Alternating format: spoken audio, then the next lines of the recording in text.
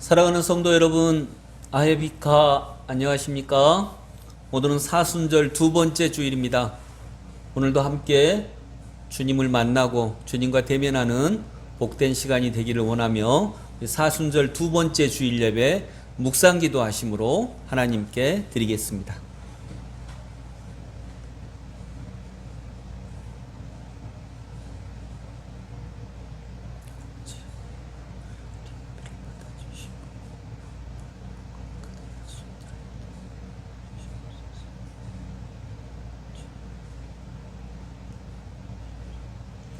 이스라엘아 들으라. 우리 하나님 여호와는 오직 유일한 여호와이시니 너는 마음을 다하고 뜻을 다하고 힘을 다하여 내 하나님 여호와를 사랑하라. 아멘.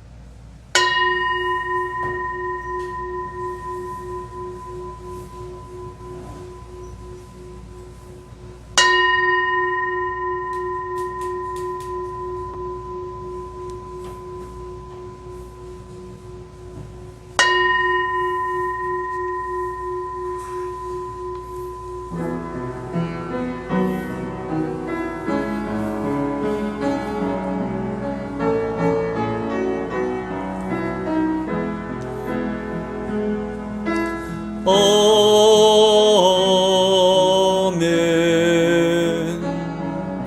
주를 찬양하나이다.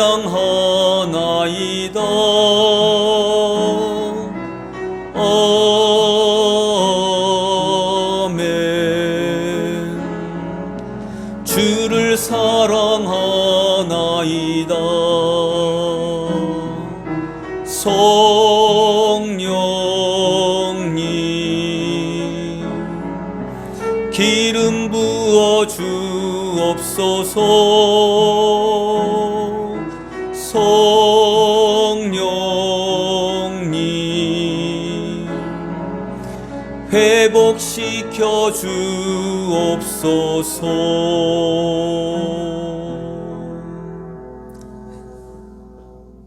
사도신경으로 우리 신앙을 고백합니다. 나는 전능하신 아버지 하나님 천지의 창조주를 믿습니다. 나는 그의 유일하신 아들 우리 주 예수 그리스도를 믿습니다. 그는 성령으로 잉태되어 동정녀 마리아에게서 나시고 본디오 빌라도에게 고난을 받아 십자가에 못 박혀 죽으시고 장사된 지 사흘 만에 죽은 자 가운데서 다시 살아나셨으며 하늘에 오르시어 전능하신 아버지 하나님 우편에 앉아 계시다가 거기로부터 살아있는 자와 죽은 자를 심판하러 오십니다. 나는 성령을 믿으며 거룩한 공교회와 성도의 교제와 죄를 용서받는 것과 몸의 부활과 영생을 믿습니다. 아멘. 한 주간의 삶을 돌아보심으로 하나님 앞에 참회의 기도 드립니다.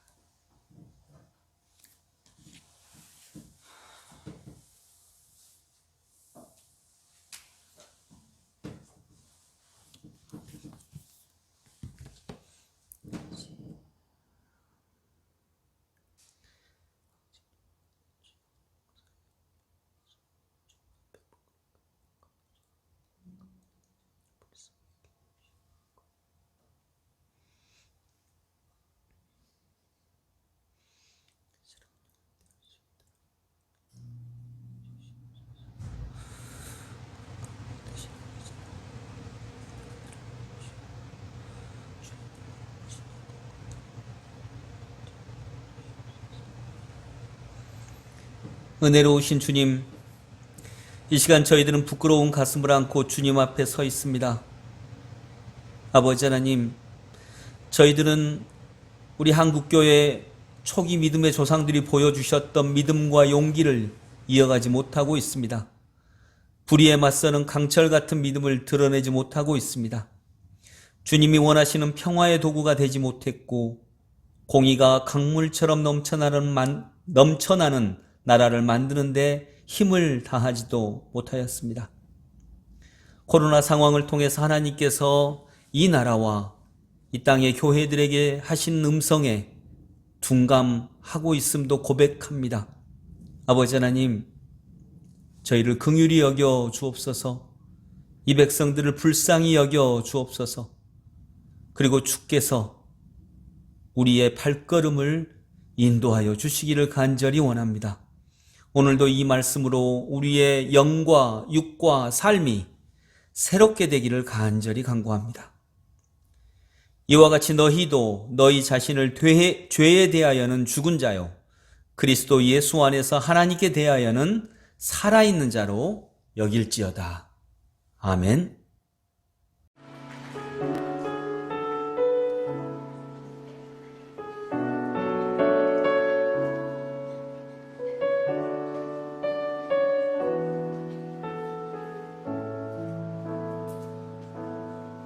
내게 허락하신 시련을 통해 나의 믿음 더욱 강하게 자라나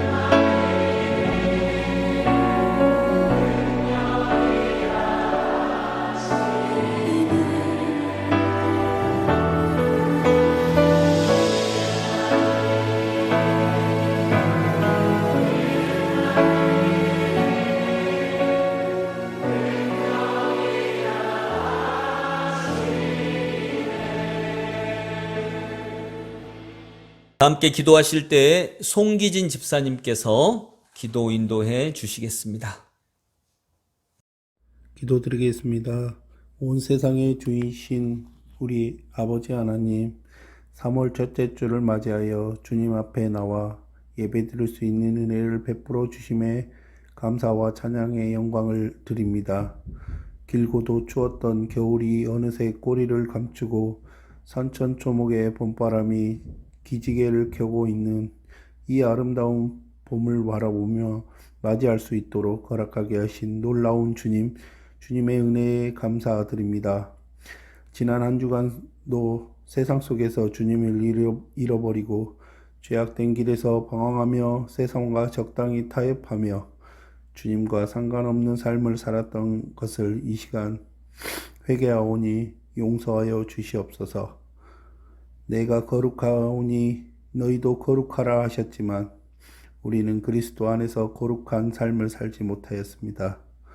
이 시간 예수를 그리스도를 보혈로 저희들을 모든 죄를 씻어 주시어 정결케 하여 주시옵소서. 사순자를 보낼 때 예수 그리스도께서 우리의 구원하시기 위하여 이 땅에 오시어 우리의 죄를 대신하여 십자가에 못 박혀 피 흘려 주심에 하나님과 우리 사이에 높은 담을 헐어버리고 단번에 우리의 죄를 사하여 주심에 마음껏 하나님 앞에 나갈 수 있는 은혜 베풀어 주신 주님, 더욱 길이며 고난의 길을 걸어가는 신 길을 기억하며 주님 보시기에 부끄러지 않는 삶을 살게 하옵소서.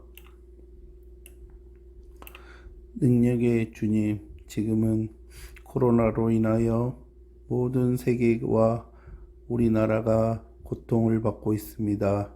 그 고통도 하루속히 하나님의 치유의 능력으로 이 코로나도 빨리 종식되게 하여 주시옵소서.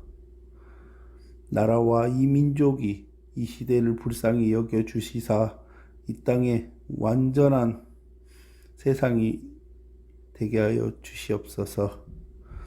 십자가에 못 박혀 돌아가신 주, 사흘 만에 죽은 자 가운데서 다시 살아나신 주님, 환난은 인내는 연단은 소망을 이룰 줄 알고 있사오니 주님, 우리의 형제들 중에 병마로 인하여 고통 속에서 오직 주님의 기적만을 바라보며 하루하루 살아가는 자들이 있사오니 저들을 불쌍히 여겨 주시사 죽어가는 세포에 생명을 불어넣어 주시사 다시 살아나는 놀라운 기적의 역사를 베풀어 주시기를 간절히 소망하옵나이다.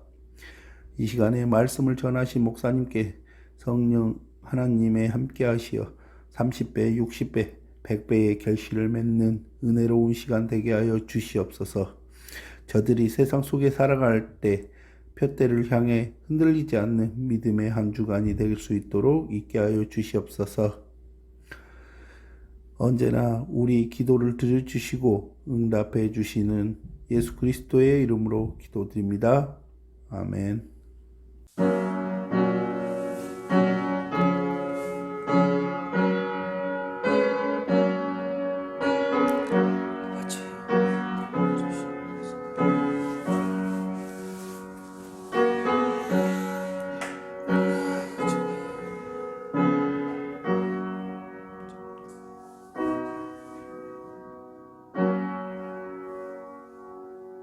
네, 청소년 여러분 안녕하세요. 안녕하세요. 노영준 전도사입니다. 유상선 목사입니다. 반갑습니다. 반갑습니다. 네, 어떻게 한 주간 동안 친구들 잘 지냈는지 모르겠습니다. 저번 시간을 잠깐 기억해보면 저희가 잘 사는 것과 부자로 사는 것, 이것을 구분하고 또 잘 사는 것은 소중한 것이 많은 것이다. 이렇게 목사님 말씀 들었던 기억이 납니다. 목사님 맞나요? 네. 아, 네, 훌륭합니다. 네, 그럼 목사님 오늘은 또 어떤 말씀 전해주실지 본문 한번 소개해 주십시오. 예, 지난주에 잘 사는 것과 부자로 사는 것, 이걸 구분을 해야 된다면 또 오늘은 구분해야 될 그 두 번째로 착하게 산다는 것과 신앙적으로 산다는 것, 이것을 좀 구분을 해야 될 것 같아요. 그래서 오늘 본문은 한 구절 찾았는데 마태복음 12장 50절 말씀입니다. 네, 마태복음 12장 50절 말씀 제가 읽겠습니다. 누구든지 하늘에 계신 내 아버지의 뜻대로 하는 자가 내 형제요, 자매요, 어머니이니라 하시더라. 아멘. 네. 쌤, 저도 이제 학생 시절에 그랬고 아마 우리 청소년부 친구들도 그런 질문을 가질 수 있을 것 같은데 어떤 질문이냐면 교회를 이제 친구들이 다니니까 착하게 살면 되는데 굳이 또 교회를 다녀야 되냐. 저도 그런 질문 생각했었었고요. 그래서 이런 것들에 대해서 목사님 오늘 좀 설명을 해주시면 친구들이 교회 생활하는데 많은 도움이 될 것 같습니다. 네네, 그래요. 자, 착하게 산다는 것과 신앙적으로 산다는 것이 어떤 차이가 있을까? 착하게 산다는 것은 도덕적 영역이죠. 예, 도덕은 인간한테 착하게 살아라라고 얘기해요. 자, 근데 착하게 살면 다 행복한가요? 제가 착하게 살아봤는데 그건 아닌 것 같아요. 예, 착하게 살아서 스트레스 받는 친구들도 많아요. 오히려 더 스트레스 받는 친구들도 많아요. 도덕은 그러함에도 불구하고 착하게 살아라라고 해요. 근데 신앙에서는 여러분 성경에 착하게 살란 말이 별로 없는 거 알아요? 우리 친구들 아마 놀랄 텐데 성경에는 착하게 살라는 말이 있기는 있는데 진짜로 많지 않아요. 그럼 성경에는 어떻게 살아라고 얘기할까요? 저요? 네. 여러분도 한번 대답해 보세요. 성경에는 착하게 살라는 말이 별로 없다면 어떻게 살아라고 성경은 얘기할까요? 굉장히 많이 이렇게 살아야 된다, 이렇게 살아라 말씀하시거든요. 말씀대로 살아라? 그거보다 더 큰 게 기쁘게 살아라. 네네. 그러니까 도덕은요, 착하게 살아라고 해요. 근데 신앙은 기쁘게 살아라. 착하게 산 사람 중에 기쁘지 않은 사람도 굉장히 많거든요. 그리고 착하게 사는 것은 행동에 대한 이야기라면 기쁘게 산다는 것은 내면에 대한 이야기예요. 신앙적으로 산다는 건 그런 면이 있고요. 또 도덕은요, 거짓말하지 말아라, 뭐 어떤 걸 지켜라 이렇다면 신앙은 사랑하라 라고 얘기를 하는 거예요. 그러니까 도덕은 행동에 대한 이야기라면 신앙은 영혼에 대한 이야기를 한다. 이렇게 얘기할 수 있을 것 같아요. 여러분, 착하게 산다 그래서 내 마음속에 갈등이 없어지는 건 아니에요. 내 마음속에 행복한 건 아니에요.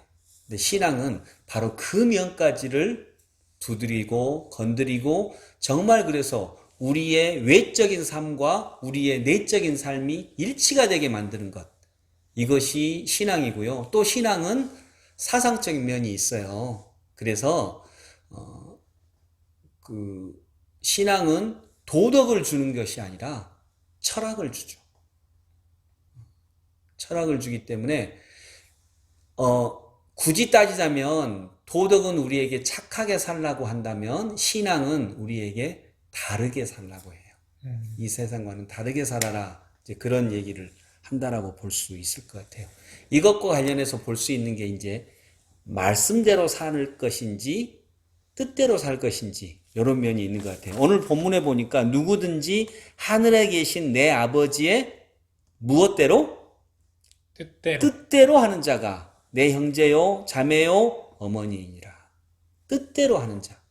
말씀대로보다는 뜻대로 하는 자. 하나님 말씀대로 살아야죠. 물론 그래야 돼요. 근데 하나님 말씀대로보다 더 큰 것이 하나님의 뜻대로 올 수 있을 것 같아요. 자, 예를 하나 들면 혹시 전사님 율곡이 선생님 알아요? 네. 우리 친구들도 율곡이 선생님 알죠? 율곡이 선생님이 왜 유명하죠?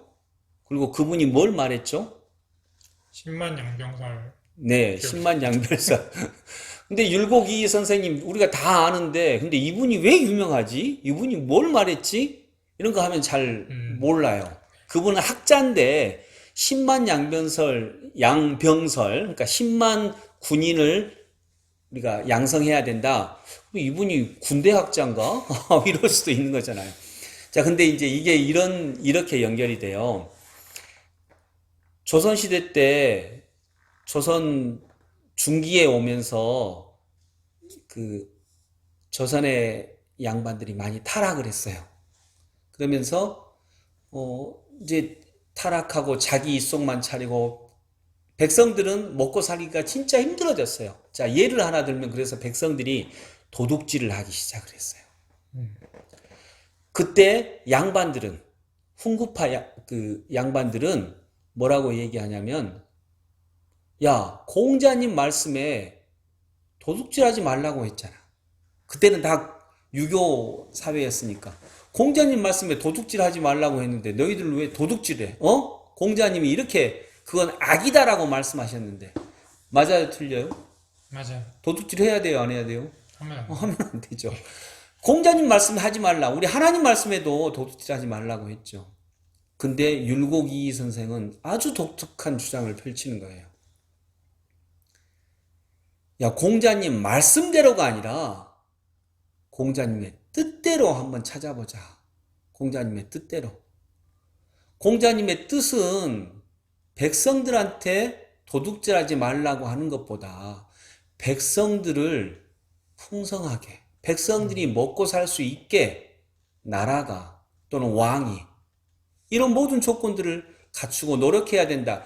이것이 더 먼저다. 이것이 백성들을 향한 공자님의 뜻이다. 그렇다면 백성들한테 도둑질하지 말라고 도덕을 말하기 전에 백성들이 도둑질해도 먹고 살 수 있게끔 만들어줘야 될 것이 아니냐. 이게 공자님의 취지였어요. 아니, 율곡이 선생님의 취지였어요. 근데 왜구들은 오고, 그래서 백성들 거 물건 뺏고, 해안가에 있는 사람들은 시시때때로 왜구들의 침략에 때로는 죽기도 하고, 물건 다 뺏기고, 재산 다 뺏기고, 세금은 막 수탈해 나가고, 조정 대신들은 부패해서 백성들한테 세금 뜯어먹고, 그 하부 관리들한테 또 뜯어먹고, 백성들은 정말 굶어 죽을 지경이다. 그런데 백성들은 이렇게 나라 왜구도 지키지 못하고 백성들의 평안한 삶도 만들어주지 못하면서 백성들한테 공자님 말씀이니까 너희들 도둑질하면 안 돼 라고만 하면 이게 진짜 공자님이 원하는 뜻이겠느냐. 이게 율곡이 선생님의 주장이었어요. 그래서 아까 전사님이 얘기한 나라가 백성들을 살만하게 지켜주고 그 다음에 백성들한테 도둑질하지 말라고 해야 될 거 아니냐. 도둑질 할 수밖에 없게 만들어 놓고 도둑질하지 말라고, 이게 공자님 말씀이라고, 지켜야 된다고 말하면 어떻게 되느냐. 그래서 아까 10만 양병설도 주장을 했던 거예요. 10만을 군인을 양병해서 외구로부터 나라를 지켜줘야 될 것이 아니냐. 그리고 나라가 깨끗해져야 되고 사대부들이, 양반들이 백성들을 탐과 놀이처럼 이렇게 착취하는 거 없어져야 되고, 그런 다음에 백성들한테 공자님 말씀 지키라고 해라. 이게 뜻이다, 공자님의 뜻. 그래서 율곡이 선생은 공자님 말씀대로가 아니라 공자님의 뜻대로였어요. 뜻대로. 공자님이 정말 원하는 뜻이 무엇일까? 근데 우리 하나님도 마찬가지예요. 하나님의 말씀대로, 성경의 말씀대로, 이것도 소중하지만 구약에서 신약이 또 바뀌었잖아요. 이런 것처럼 정말 이 시대에 예수님의 뜻은 어디에 있을까? 이걸 한번 찾아봐야 된다는 거죠. 자, 예를 하나 들면 누가복음 15장에 보면 잃어버린 아들의 비유가 나와요. 누가복음 15장은 잃어버린 것들에 대한 비유가 있거든요. 잃어버린 양의 비유, 잃어버린 드라크마의 비유, 동전, 그리고 잃어버린 아들의 비유가 있어요. 근데 이 잃어버린 아들의 비유에서도 보면 이제 아들이 가서 둘째 아들이 아버지 유산 받아서 허랑망탕 다 쓰고 이제 굉장히 가난뱅이가 됐는데 자기가 내가 돈 벌어서 다시 아버지한테 돌아가야지. 근데 이게 잘 안 벌려요. 그렇지가 않아요. 그때 내가 그냥 이 초라한 모습 그대로 아버지한테 가야겠다. 근데 아버지가 동구밭까지 기다리고 있었죠. 그리고 아들이 거짓골을 하고 옴에도 불구하고 아버지가 가서 안아주고 잔치를 베풀어요. 그때 또 한 명의 잃어버린 아들이 있어요. 큰아들. 큰아들이 와서 집에서 막 풍악 소리가 울리고 잔치가 베풀어지니까 종에게 묻죠. 야, 무슨 일이냐? 라고 했더니 종이 그래요. 당신의 잃어버린 동생이 돌아와서 아버지가 너무 기뻐해서 소를 잡아 잔치를 베풀었습니다. 그러니까 이 큰아들이 막 화를 내요. 어떻게 그럴 수 있습니까? 나는 아버지 말씀을 지켜서 집도 안 나가고 이렇게 아버지 말씀대로 일하고 애쓰고 수고했는데 나한테는 양 한 마리 잡아서 주지 않으시더니 어떻게 저 동생도 아니에요. 저 탕자, 저 나쁜 놈한테는 어떻게 소를 잡아서 그러실 수가 있습니까? 아버지 말씀은 누가 더 지켰어요? 큰아들. 큰아들이 더 지켰죠. 아버지 말씀은 야, 집 나가지 마라. 너 일 열심히 해라. 아버지 말씀 잘 지켰어요. 근데 아버지의 뜻은 뭘까요?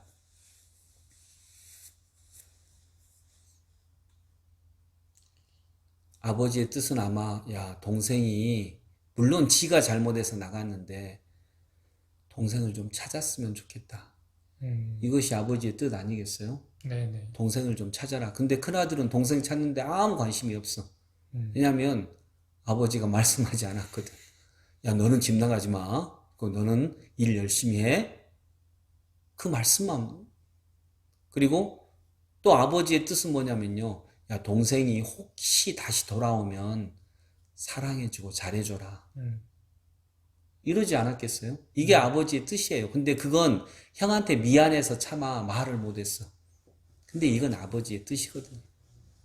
근데 나는 아버지 말씀 다 지켰는데 저 아버지 말씀 안 지킨 저놈한테 소를 잡아 주십니까? 라고 분노하고 그랬죠. 큰아들은 아버지 말씀 잘 지켰어요. 그런데 아버지의 뜻은 지키지 못했어요. 그래서 아버지의 말씀대로도 이게 나쁜 거 아닙니다. 아버지의 말씀을 따라야 됩니다. 근데 그거보다 어쩌면 더 시대는 자꾸 변하니까 본질적으로는 아버지의 뜻대로 네. 이게 더 본질적인 것이 아닐까. 그리고 이 뜻과 말씀 사이에 고민이 있고요. 실력도 있고 탐구도 있고 또 눈물도 있고 아픔도 있어요. 그 과정에서 우리가 삶이 깊어지죠. 뜻을 찾는 과정에서 깊어져요. 네. 뭐 그런 차이가 아닐까 하는 생각이 있습니다. 그래서 오늘 본문에도 보니까 누구든지 하늘에 계신 내 아버지의 뜻대로 하는 자가 말씀대로 하는 자, 물론 말씀대로 하는 자라는 의미도 이 안에는 있어요. 그러나 이 문구를 그대로 보면 아버지의 뜻대로 하는 자가 누구냐면 내 형제요, 자매요, 어머니, 즉 가족이라 하시더라. 그 아버지의 뜻대로 하는 자. 아버지의 뜻은 말씀과 똑같기도 하지만 말씀과 약간 다르거든요. 그러니까 동생 지켜줘라. 예를 더 쉬운 예를 하나 들면 야, 동생 좀 이뻐해줘. 동생 밖에 나갔을 때 옷 좀 챙겨줘. 라고 할 때 아버지가 여름에는 야, 동생한테 더 반팔옷 갖다 줘야지 이랬는데 만약 아버지가 이제 가을철에 멀리 떠나셨어. 아버지 말씀은 동생한테 반팔 갖다 줘야지. 그때는 여름이었으니까. 근데 이제 시대가 계절이 변해서 겨울이야. 근데 아버지가 동생한테 반팔 갖다 주라 하셨어. 그리고 겨울에도 반팔 갖다 주면 이건 안 되는 거예요. 왜냐하면 반팔 갖다 주라는 이 아버지의 말씀 속에 있는 뜻은 동생이 편하게 일할 수 있도록 여름에는 시원하게, 겨울에는 따뜻하게. 그러면 겨울에는 두꺼운 외투를 가져다 주는 것이 아버지의 뜻이에요. 그래서 아버지는 만일 두꺼운 외투를 갖다 줘라 이 말씀을 안 하셨어도 진짜 아버지의 큰아들이라면 외투를 갖다 줘야 되는 거예요. 네. 그것이 깊은 믿음 생활을 위해서 좀 필요한 내용이다라고 생각할 수 있겠습니다. 네. 네.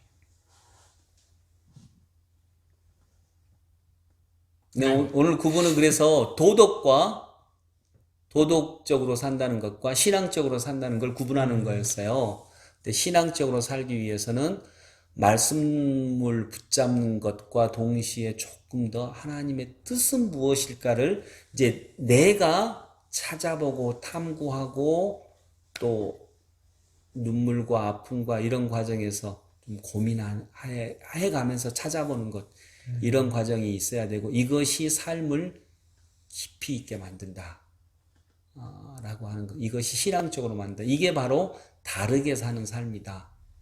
아까 도덕은 착하게 살라고 하는데 신앙은 기쁘게 살라고 한다 그랬죠. 또 다르게 산다고 한다 그랬죠.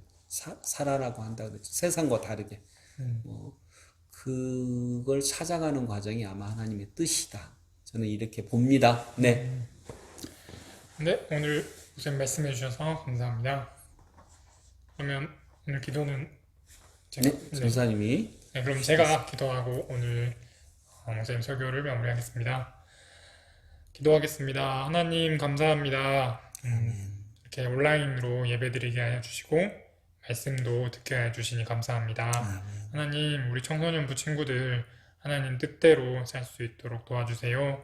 하나님 말씀 속에서 뜻을 살필 수 있는 지혜도 주시고 생활하면서 살아가면서 또 하나님 뜻대로 살아가는 그 기회도 주시옵소서. 예수님의 이름으로 기도드립니다. 아멘. 네, 그러면 다음 시간에 뵙겠습니다. 안녕히 계세요. 안녕히 계세요.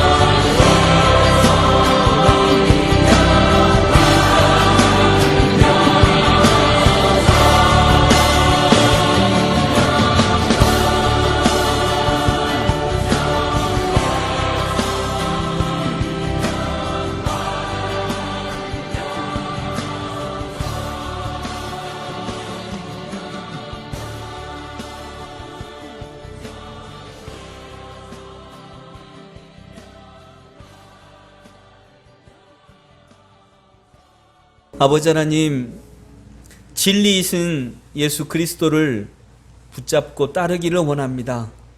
진리는 주님의 말씀이 아니라 주님 그분 자체이며 오늘도 살아계셔서 우리의 앞장서서 우리를 따라오라고 말씀하시는 그분의 삶이며 우리의 삶인 줄로 믿습니다. 하나님, 이 진리를 붙잡고 주님을 따라가며 깊은 곳에 가서 그물을 내리는 하나님의 백성들 되게 하여 주옵소서. 우리의 예물과 마음과 정성과 시간과 열정도 주께 바칩니다. 받으셔서 진리가 온 세상을 뒤덮는 일에 쓰임받게 하여 주시옵소서. 이제는 우리 주님 예수 그리스도의 무한하신 은혜와 하나님 아버지의 크고 놀라운 사랑과 진리의 성령님의 인도하심이 여기 있는 모든 주님의 백성들을 위해 영원토록 함께 하시기를 간절히 축원하옵나이다. 아멘.